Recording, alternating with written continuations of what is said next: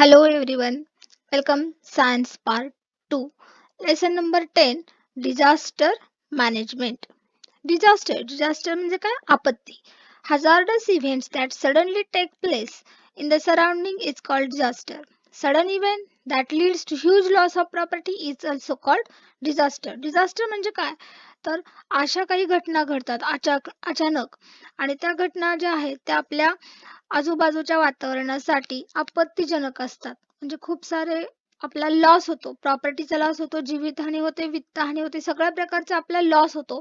अशा घटनांना आपण डिझास्टर असं म्हणतो. मग हे जे डिझास्टर आहेत ते मॅन मेड डिझास्टर आणि नॅचरल डिझास्टर असतात. मग मॅन मेड डिझास्टर म्हणजे काय? When mankind needs natural resources for developmental purpose, environment gets damaged. Such disasters are due to man-made actions and thus they are called man-made disaster. For example, poisonous gases, bomb blast, war and fire.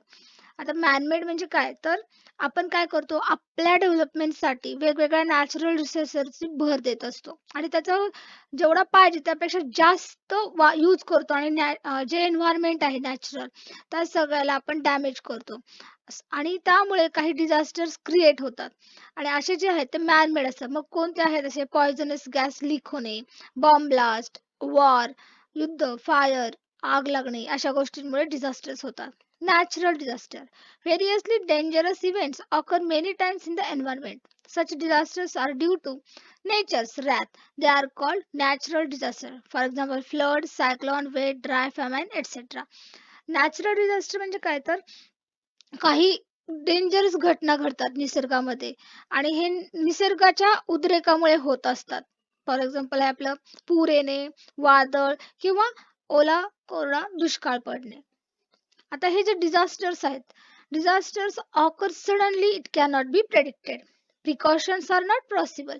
ते sudden घडणाऱ्या event आहेत त्यामुळे आपण त्याला predict करू शकत नाही. त्यामुळे आपण आधी प्रिकॉशन पॉसिबल नाहीये. Huge loss to the property occur in the area of disaster. There are long-term effects on the society due to incidents of life and property loss. Various areas of life like economical, social, cultural, political, law, administration are affected by it. आता यामुळे वेगवेगळ्या प्रकारचे loss होतात आणि याची जे effect आहेत ते लॉंग टर्म पर्यंत राहतात, आपल्या लाईफमध्ये खूप दिवस राहतात. यामुळे लाईफवरती तर परिणाम होतात पण आपल्या प्रॉपर्टीचा सुद्धा लॉस होतो. आपल्या सगळ्या इकॉनॉमिकल असेल, सोशल, कल्चरल, पॉलिटिकल, लॉ सगळ्यावरती याचा अफेक्ट होत असतो. The life in the area of disaster disturb totally complete. जिथे डिझास्टर झालं तिथलं लाईफ कम्प्लीट डिस्टर्ब होऊन जातं आणि loss of life and property, people distress, जे तिथले लोक आहेत ते सगळे तणावाखाली राहायला सुरुवात होते. None of the different disasters are similar. एकही डिझास्टर हा असा आहे म्हणून दुसरा डिझास्टर असाच सिमिलर होईल असं नाही. प्रत्येकाचं जे रूप आहे किंवा प्रत्येक जणाचा जो उद्रेक होणार आहे तो वेगवेगळ्या पद्धतीने डिझास्टर्स होतात.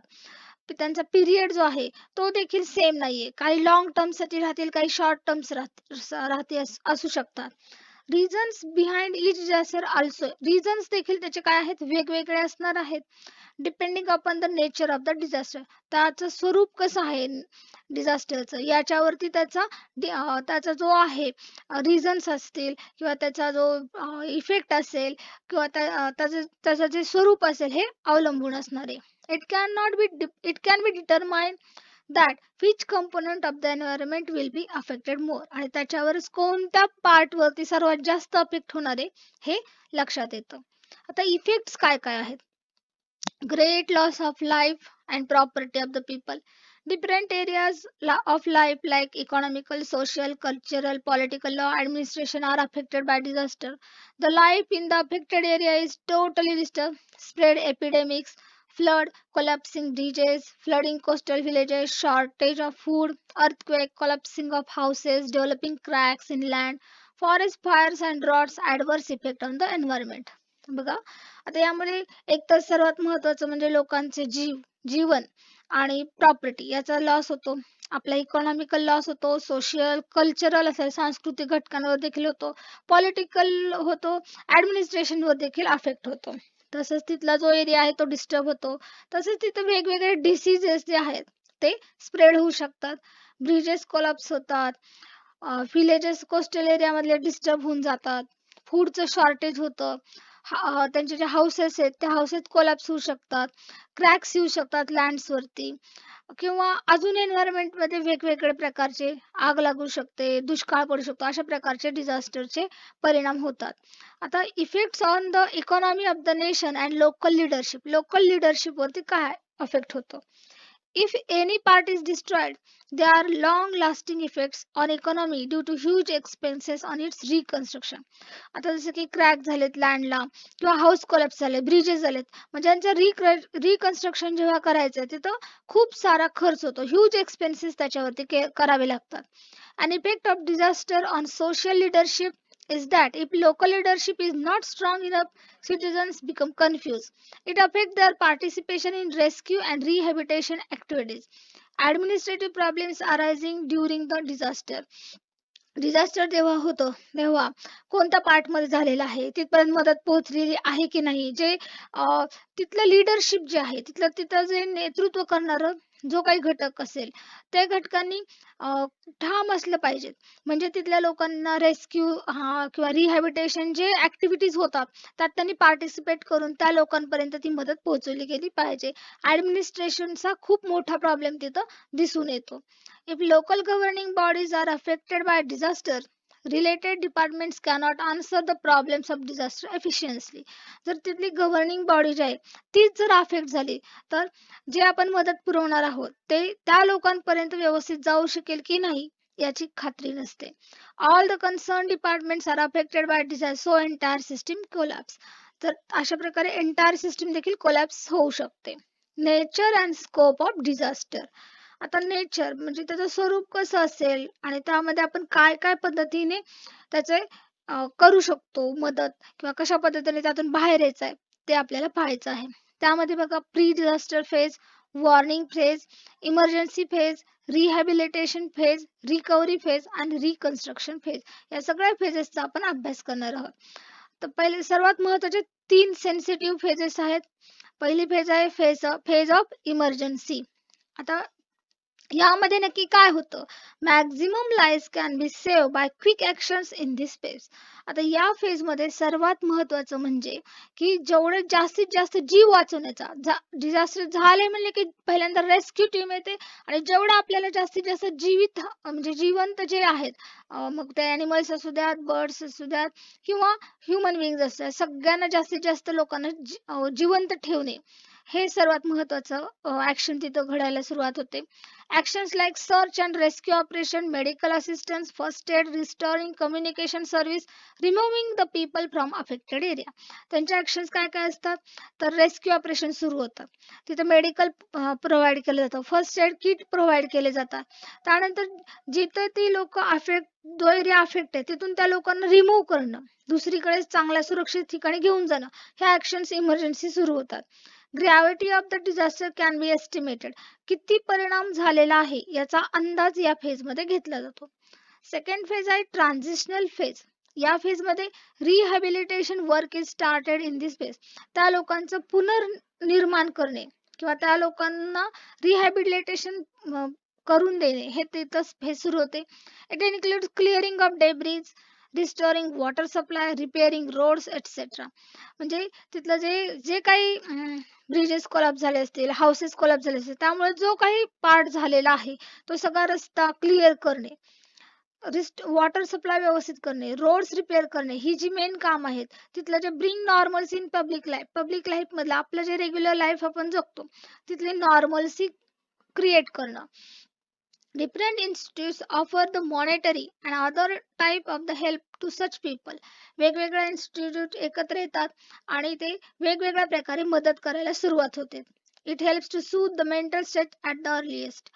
Victims are offered with the permanent mean of earning livelihood. जे जे victims आहेत म्हणजे जे त्या आपत्तीमध्ये सापडलेली लोक आहेत त्यांचा मेंटल स्ट्रेस कमी करणं, सुदिंग करणं त्यांना, आणि त्यांना एक अर्निंगसाठी म्हणजे त्यांच्या उपजीविकेसाठी त्यांना काही साधनं निर्माण करणं, या ट्रान्झिशनल फेज मध्ये हे काम केलं जातं. थर्ड फेज आहे reconstruction phase. This is a highly complicated phase. सर्वात जास्त कॉम्प्लिकेटेड आहे आणि ही फेज ट्रान्झिशनल फेज मध्ये स्टार्ट होते. People reconstruct their buildings and facilities like road and water supply restored. Roads असतील, वॉटर सप्लाय असेल, तो पुन्हा व्यवस्थित सुरळीत पार पडणे, फार्मिंग प्रॅक्टिस सुरू करणे आणि रिकन्स्ट्रक्शन साठी खूप वेळ हा प्रोसेस सुरू असते. ही आहे आपली third phase, reconstruction phase. Planet Earth has experienced many natural disasters. Listening to the description of those disasters bring numbness to the mind. Huge loss to the life and the planet Earth has been occurred due to such disasters. Generally, such conditions of natural imbalance have been arising due to greed of economic progress of human being. आता यामध्ये खूप सारे वेगवेगळे disasters आपण यापूर्वी देखील ऐकलेले आहेत. 26 जानेवारीला झालेला भूकंप सुद्धा भुजमध्ये, किंवा कोस्टल एरियामध्ये सुनामी आलेली असू द्यात, या सगळ्या प्रकारांमुळे, नॅचरल व्होल्कॅनिक इरप्शन असू द्यात, या सगळ्या गोष्टींमुळे खूप मोठ्या प्रमाणातील लॉस झाले. आणि ह्या सगळ्या गोष्टी आपण, दुःखद गोष्टी आपण जेव्हा पाहतो तेव्हा आपला मनाचं कम्प्लीट नमनेस येतो. आपण काही बोलू शकत नाही, इतक्या मोठ्या प्रमाणावरती ते पुढं विदारक असं चित्र आपल्या समोर असतं. आणि बऱ्याचदा हे जे आहे डिझास्टर्स जे प्रोड्यूस झालेले आहेत ते मानवीच्या हव्यासापोटी आपण नॅचरल रिसोर्स वरती खूप भार दिलेला आहे आणि त्याच्यामुळे हे कंडिशन जास्तीत जास्त सध्या उद्भवत आहेत. In reality the old problems of several years have become fires. For example, increasing the population, increasing needs of emerging problems out of it are now at the extreme end. Population असेल किंवा natural रिसोर्सेसचा अतिशय जास्त प्रमाणावर वापर असेल, आता ह्या extreme एंडला पोहोचलेला आहेत आणि त्याच्यामुळं असे डिझास्टर्स वारंवार होण्याची शक्यता आहे. Such disaster have been increase after the world war second. आणि वर्ल्ड वॉर सेकंड पासून असे डिझास्टर वाढलेले आहेत. त्यामुळे कोणताही देश तिथं स्थिरता नाही. Instability arises in the country. अस्थिरता सगळीकडे निर्माण झालेली आहे. Due to various reasons like economical inequality, racial, religious differences, etc. Incidents like terrorism, evacuation, social differences have been a routine now.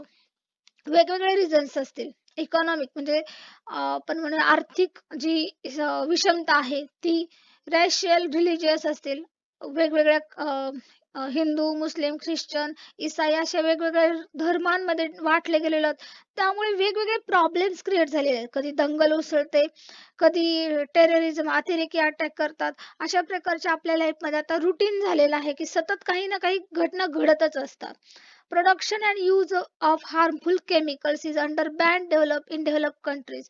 Developing ज्या कंट्रीज आहेत तिथं हार्मफुल केमिकल्स जे असतील किंवा त्यांचं प्रोडक्शन असेल हे पूर्ण बॅन केलेलं आहे. Chemicals which can wipe out the human race is common developing and poor countries. पण पुअरिंग कंट्रीज मध्ये अजूनही ते प्रॅक्टिस सुरूच आहेत. आता डिझास्टर हे आहे सगळे डिझास्टर, पण हे मॅनेज पण करता आलं पाहिजे. डिझास्टर मॅनेजमेंट म्हणजे नक्की काय आणि ते कशा प्रकारचं मॅनेज करायचं आणि का मॅनेज करायचे. Disaster may be minor or major, short time or long time. It should be overcome and effective disaster management is necessary for it. Disaster हे खूप छोट्या कालावधीसाठी असतील, मोठ्या असेल, छोटा असेल, मोठा असेल, पण त्यातून आपण ओव्हरकम झालं पाहिजे आणि त्यासाठी आपल्याला डिझास्टर मॅनेजमेंटची गरज आहे. There is a close relationship between disaster management and public participation. Disaster management आणि पब्लिक पार्टिसिपेशन हे सर्वात जास्त गरजेचे आहे. कारण जिथे डिझास्टर झालेला आहे तिथल्या लोकांनी पार्टिसिपेट केलं तर लवकर ओव्हरकम होऊ शकतं. त्यामुळे त्यांचं पार्टिसिपेशन असणं गरजेचं आहे. Disaster management is either prevention of disasters or making arrangement to face it or at least achieve the abilities to face it. Disaster management म्हणजे नक्की काय आहे तर आपण असे लोकांना तयार करणं की त्यांनी त्या डिझास्टरला फेस करता आलं पाहिजे, तिथपर्यंत जाता आलं पाहिजे, त्यातून ओव्हरकम होता आलं पाहिजे. हे त्याचं मेन एम आहे. Disaster is a very fast process. In fact it is accident. He fast process आहे आणि इट इज ऍक्सिडेंट, अचानक घडणारी घटना आहे. In case of disaster management, there should be an attempt to minimize the losses. Disaster management मध्ये आपण ते थांबवू शकत नाही डिझास्टर होण्यापासून, पण आपण काय करू शकतो, जो काही पुढचा लॉस आहे तो मिनिमाइज कसा करता येईल, कमीत कमी कसे करता येईल हे आपण पाहू शकतो. Disaster are never plan but losses due to it can be prevented in plan manner. Disaster आपण ते काय प्लॅन करून होत नाही की आता मी इथे डिझास्टर करणार आहे, असं होत नाही. मग हा तर नेव्हर प्लॅन आहे, कधीही अचानकपणे होऊ शकतो. मग अशा वेळी आपण काय करू शकतो, तर आपण कमीत कमी त्याचा अफेक्ट कसा होईल हे आपण पाहू शकतो. डिझास्टर मॅनेजमेंटचे ऑब्जेक्टिव्ह पाहूयात. Disposal of human life suffered by human being during the calamity and release of the people. Human life जे सफर होतं, कॅलॅमिटीज वेगवेगळ्या नॅचरल कॅलॅमिटीज असतील किंवा अजूनच काय असेल त्यातून आपण त्यांना व्यवस्थित बाहेर काढणं. Supply of essential commodities of the people to reduce the effect of disaster. जिथे डिझास्टर झाले तिथल्या लोकांना वेगवेगळ्या इसेन्शियल ज्यांच्या ज्या गरजेपुरत्या तरी सोयी सुविधा प्रोड्यूस करणं, त्यांना पोहोचवणं. To the restore the human life in the region by creating reconciliation in disaster. Human life सर्वात अफेक्ट होतं, त्यामुळे त्यांना व्यवस्थित तिथं सगळं प्रकारचे मॅनेज करणं, त्यांना सूद करणं. रिहॅबिटंट डिझास्टर व्हिक्टिम्स, जे त्यांचं बळी पडलेले आहेत अशांना नवीन पुनर्निर्माण करणं त्यांचं प्रत्येक प्रकारे. Considering the protective measure in disaster. Protective measurement सगळीकडे सप्लाय करणं. Such disaster will not reach in the future and slope take care to reduce the intensity. Intensity कशी जास्तीत जास्त कमी करता येईल त्याच्याकडे लक्ष देणे. हे आहेत objective of the disaster management. Next आहे डिझास्टर मॅनेजमेंट वर्क कसं करतात, तर 2 पार्ट मध्ये. फर्स्ट आहे pre disaster management, second post disaster management. Pre म्हणजे आधी, डिझास्टर होण्याच्या आधी आपण काय काय करू शकतो. तर बघ आता, this includes complete preparation and planning to face any type of disaster. For that purpose आपण इथे काय करू शकतो, तर आपण त्या कोणत्याही गोष्टीला फेस करण्यासाठी लोकांची मानसिकता क्रिएट करू शकतो, त्यांना आता सक्षम करू शकतो. First, identify the pro disaster areas. जो एरिया म्हणजे तिथे व्होल्कॅनिक इरप्शन जास्त होऊ शकतात, सुनामी येऊ शकते, किंवा वेदर सॅटेलाइट्स द्वारा कुठे वादळ येणार आहे, सायक्लॉन्स कुठे आहेत, फ्लड येतील का, ह्याचा अंदाज घेणे आणि ते लोकांपर्यंत इन्फॉर्मेशन पाठवणे. Collecting the information about intensity of disaster and probable sites of disaster through the predictive intensity maps and hazardous maps respectively. जे इन्फॉर्मेशन आपण कलेक्ट करणार वेदर सॅटेलाइट्सद्वारे किंवा इतर अजून कोणत्या माध्यमातून, तर जिथे होणार आहे त्या लोकांना इन्फॉर्मेशन प्रोव्हाइड करणे वेगवेगळ्या मॅप्सद्वारे. त्याची इंटेन्सिटी किती असेल हे सर्वांना सांगणे. Getting special training for disaster management. Disaster मॅनेजमेंटसाठी स्पेशल ट्रेनिंग देणे. increasing awareness about disaster management among the general public. General public मध्ये हे सगळ्यांना ट्रेनिंग देणं शक्य नाही, पण त्यांच्यामध्ये आपण जागरूकता वाढवू शकतो वेगवेगळ्या प्रोग्राम्सद्वारे. मास मीडियाचा यूज करू शकतो. मास मीडिया तुम्हाला माहिती आहे, टीव्ही वरती दाखवू शकतो, पथनाट्य काढू शकतो. तुम्ही हे वेगवेगळे जे ट्विटर असेल, व्हॉट्सअप असेल, अशी जी माध्यम आहेत ज्याच्यामधून आपण मेसेज स्प्रेड करू शकतो, अशा पद्धतीने लोकांना सतत अवेअर करू शकतो. या प्रकारे आपण प्री डिझास्टर मॅनेजमेंट करू शकतो. आता पोस्ट डिझास्टर मॅनेजमेंट म्हणजे डिझास्टर घडून गेल्यानंतर आपण काय काय काळजी घ्यायची आहे. Providing all types of necessary help to the victims of the disaster. जे व्हिक्टिम्स आहेत म्हणजे जे आपत्तीला बळी पडलेले आहेत अशा लोकांपर्यंत नेसेसरी हेल्प पोहोचवणे. Participation of preferably local people save from the disaster in arranging the help of victims. Local public जे आहे त्यांच्या मदतीने तिथल्या जे व्हिक्टिम्स आहेत त्यांना सुखकर बाहेर काढणं. Quick establishment of help centre. Help centre लवकरात लवकर उभे करणे. Different types of disasters need different types of control centres. वेगवेगळे डिझास्टर्स आहेत. डिझास्टर एक प्रकारे नाहीये. फ्लड असेल, व्होल्कॅनिक असेल, सुनामी असेल, ॲटम बॉम्ब असेल, गॅस लिकेज असेल, असे वेगवेगळे डिफरंट टाइप्स आहेत. मग त्यासाठी वेगवेगळे डिफरंट कंट्रोल सेंटर्स तिथं त्या प्रकारचा सेंटर उभा केलं गेलं पाहिजे. Categorisation of the help material received from the control center, delivering the material to the victims and continuous reviewing the help, सतत पाठपुरावा केला पाहिजे. वेगवेगळ्या कंट्रोल सेंटर्सला मटेरियल पोहोचले गेले पाहिजे, ते मटेरियल डिलिव्हर झालं पाहिजे victims कडे आणि कंटिन्युअस हेल्प प्रोव्हाइड झाली पाहिजे. Being always prepare for disaster rescue, आणि सतत प्रिपेअर राहिलं पाहिजे डिझास्टर पासून रेस्क्यू होण्यासाठी. अशा 2 प्रकारे आपण डिझास्टर मॅनेजमेंट करू शकतो. Main aspects of disaster management cycle. आता हे जे डिझास्टर मॅनेजमेंट ते सायकलिंग असतं प्रोसेस. सायकलिंग म्हणजे कुठेही ती जी चेन आहे ती कट होत नाही. फर्स्ट आहे preparation. Plan prepare to minimise the destruction in any disaster if occurs. Plan केले पाहिजे. मिनिमाइज कसं करता येईल लॉस याचा. Redemption.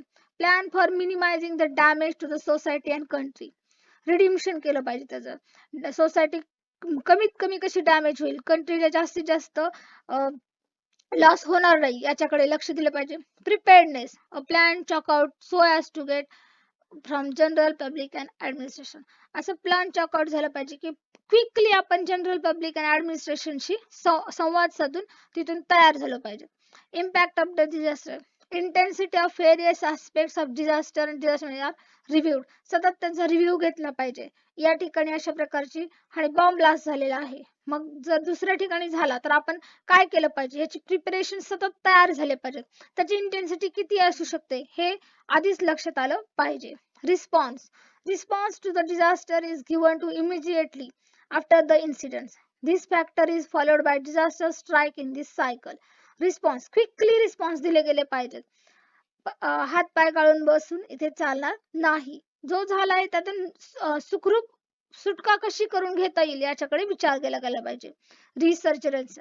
Resurgence is an important link between the emergency measure and national progress. Recirculation is a stage used for the welfare and rehabilitation of the nation. आता ही important link आहे. याच्यामुळे काय होतं तर ही अशी स्टेज आहे की आपले जे वेलफेअर आहे किंवा रिहॅबिलिटेशन असतील हे नेशन्स मध्ये वेल डेव्हलप झाले पाहिजे. Restoration. This is an important link between major after the disaster and national development. Disaster झाल्यानंतर आणि नॅशनल डेव्हलपमेंट मधली ही लिंक आहे आणि ही स्टेप युजफुल आहे प्रोग्रेस ऑफ नेशनच्या प्रोग्रेशनसाठी आणि रिहॅबिलिटेशनसाठी. अशा प्रकारे ही सायकल फॉलोअप होत असते. Structure of disaster management authority. आता डिझास्टर मॅनेजमेंट आहे पण त्याला काहीतरी ऑथॉरिटी पाहिजे. मग अशा वेळी ऍक्ट 2005 यामध्ये आपल्या कंट्रीमध्ये वेगवेगळ्या ऑथॉरिटीज नेमण्यात आलेल्या आहेत. मग पहिली मेन ऑथॉरिटी कोण आहे? National disaster management authority. Chairman prime minister. आपले जे प्राईम मिनिस्टर असतात ते मेन असतात. त्यानंतर state disaster management authority chairman chief minister. मग स्टेट लेवलला आपले चीफ मिनिस्टर म्हणजे मुख्यमंत्री असतात. डिस्ट्रिक्ट लेवलला district disaster management authority chairman collector. आपले जे कलेक्टर असतात ते डिस्ट्रिक्ट लेवलला काम करत असतात. तालुका प्लेसला जे तहसीलदार असतात. विलेज लेवलला सरपंच असतात. आता अदर सोशल प्रायव्हेट ऑर्गनायझेशनल असू द्यात किंवा ऑर्गनायझेशन प्रोव्हाइडिंग प्रिकॉशन वॉर्निंग. आता जे प्रिकॉशन वॉर्निंग देणार आहे ते कोणाकोणाला देतात? प्राईम मिनिस्टरला देतात, चीफ मिनिस्टरला देतात, कलेक्टर्सला देतात. तसंच वेगवेगळ्या इन्स्टिट्यूट कडून मदत करून घेणे किंवा त्यांना फंड प्रोव्हाइड करणे हे जे काम आहे ते देखील prime minister, chief minister, collector यांच्याद्वारे होत असतात.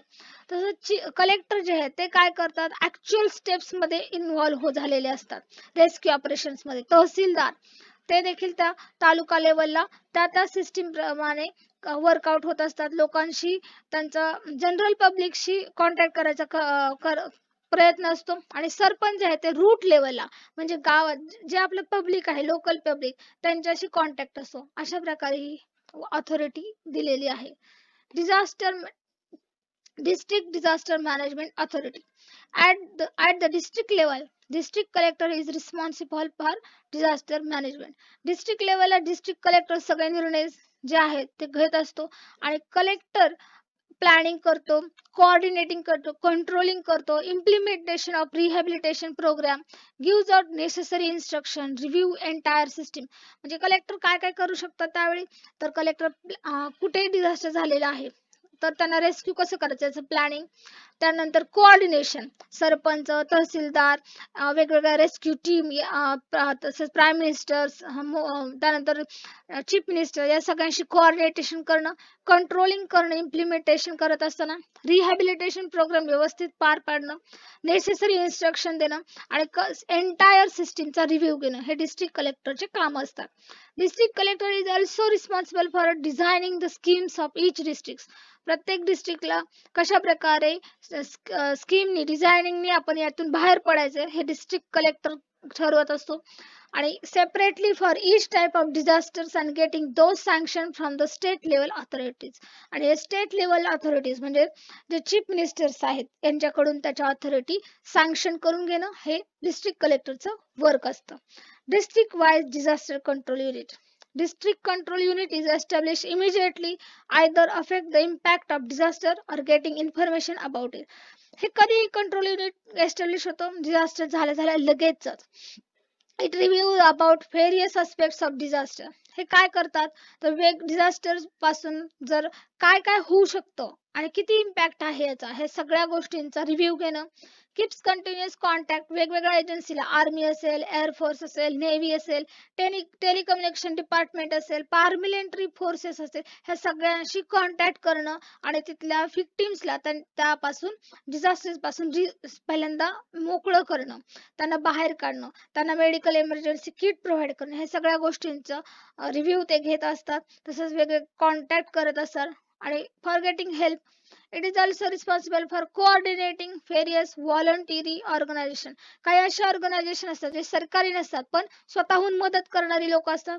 त्यांचे देखील काय करत असतात ते त्यांच्याशी कॉन्टॅक्ट करण्याचा प्रयत्न करत असतात. First aid kit. आता ही फर्स्ट एड किट तुम्ही यापूर्वी पण अभ्यासलेली आहेत. हे कशासाठी असतं तर इमर्जन्सी मेडिकल हेल्प मिळाली पाहिजे, तात्पुरता उपचार आपण करू शकतो जेणेकरून मोठा अफेक्ट होण्यापासून वाचू शकतो.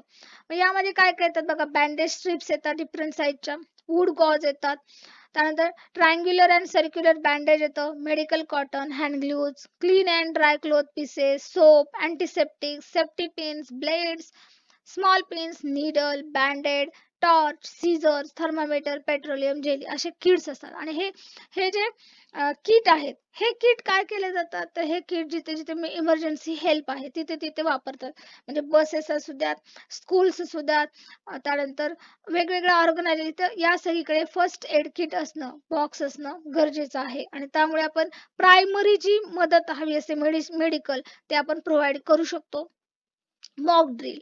आता मॉक ड्रिल म्हणजे काय तर असं एक प्रॅक्टिस केली जाते की काही वेळा स्कूल्स मध्ये अरेंज करतात, काही वेळा पब्लिक प्लेस मध्ये अरेंज करतात, काही वेळा मॉल्स मध्ये अरेंज केलेले असतात. म्हणजे आग लागली तर तुम्ही काय पद्धतीने बिहेव करायचं, लोकांना कशा पद्धतीने अवेअर करायचं, काय वागलं पाहिजे हे या मॉक ड्रिल द्वारे दाखवत असतात. It is a practice to check preparedness of facing the disasters as early as possible. जेवढं शक्य आहे तेवढं लवकर ते फेस करण्यासाठी आपल्याला ते तयार करत असतात. व्हर्च्युअल म्हणजे इमॅजिनरी क्रिएट करतात, एखाद्या ठिकाणी आग लागली मॉलमध्ये वगैरे आणि मग लोक कशा प्रकारे तुम्ही तिथं बिहेव करायचं हे आपल्याला ते दाखवतात त्यांच्या ऍक्शन्सद्वारे. Apparent situation of disaster is created to check the reaction time of disaster. Trained personnel observe their responsibility to check execution of the plan designed for disaster redressal. त्यांची ते काय असते रिहर्सल असते, जर असं झालं तर कसं करायचं आणि ही सगळं एक्झिक्यूट करतात ते प्लॅननी आणि ते त्या पद्धतीने आपल्याला सांगत असतात. Mock drill is arranged on disaster of fire in various schools by the firefighters. वेगवेगळ्या स्कूल्स मध्ये जास्त अरेंज केले जातात, मॉल्स मध्ये करतात. म्हणजे फायर केल्यानंतर आपण कोणत्या पद्धतीने बिहेव करायचं, कसं वागायचं, म्हणजे आपण यातून लवकर बाहेर कसं पडू शकतो हे आपल्याला ते ट्रेन करत असतात. इट इन्क्लूड डेमॉन्स्ट्रेशन उदाहरण दाखवतात आपल्याला ते कशा पद्धतीने करायचे. Extinguishing the fire, rescuing the people, trap up higher floors buildings, rescuing the person whose clothing have catch the fire. Such activities are also arranged. समजा एखादा रूफ वरती, छतावरती गेलेला आहे, त्याला कसं वाचवायचं, एखाद्याच्या कपड्यांना आग लागली तिथे कसं आपण बिहेव करायचं, फायर बेअरिंग झाली तर आपण कशा पद्धतीने बाहेर पडायचं त्यातून, ह्या सगळ्या गोष्टींचं आपल्याला ते ट्रेनिंग देत असतात, एक डेमॉन्स्ट्रेशन करून दाखवत असतात. ऑब्जेक्टिव्ह काय काय आहे त्याचे मॉक ड्रिलचे. Evaluating the response to the disaster, त्याचं सगळं इव्हॅल्युएशन करणे, की रिस्पॉन्स कसा दिला जातो, लोक किती घाबरतात, कशा पद्धतीने बिहेव करतात, त्यांचं बिहेवियर कसं आहे, हे सगळं ते रिस्पॉन्स चेक करत असतात. Improving the coordination between various department of disaster control. इथे एखाद्या ठिकाणी डिझास्टर झालेला आहे, आग लागली आहे समजा, तर किती आपण कोऑर्डिनेशन करू शकतो वेगवेगळ्या डिपार्टमेंटशी, हे ते चेक करतात.